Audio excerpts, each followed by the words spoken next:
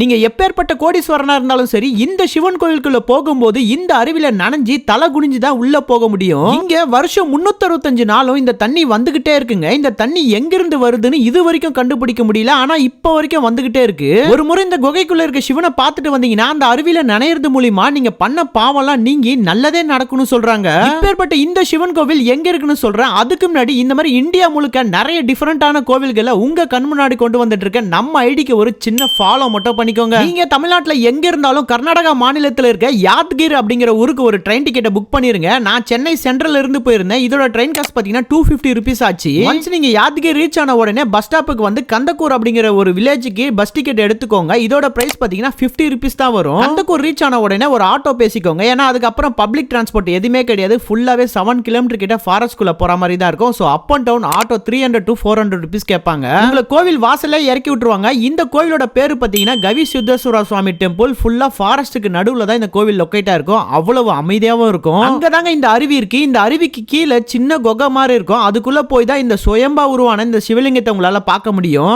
உள்ள போக எனக்கே கொஞ்சம் பயமா தான் இருந்துச்சு. எப்படியோ ஒரு வழியா உள்ள போயிட்டு பார்த்துட்டு வந்துட்டேன். அவ்வளவு சூப்பரான ஒரு பாசிட்டிவ் வைபுங்க. உள்ள போக முடியாதவங்க வெளியிலே ஒரு கோவில் இருக்கும். அதை கூட நீங்க பாத்துக்கலாம். அப்புறம் என்னங்க, இன்னும் இந்த கோவிலை பத்தி தெரியாம இருக்க உங்க சிவன் பக்தர் ஃப்ரெண்டுக்கு இந்த வீடியோவை இப்பவே ஷேர் பண்ணி விட்டுட்டு கீழே கமெண்ட்ல ஓம் நமச்சிவாயா அப்படின்னு கமெண்ட் பண்ணிருங்க.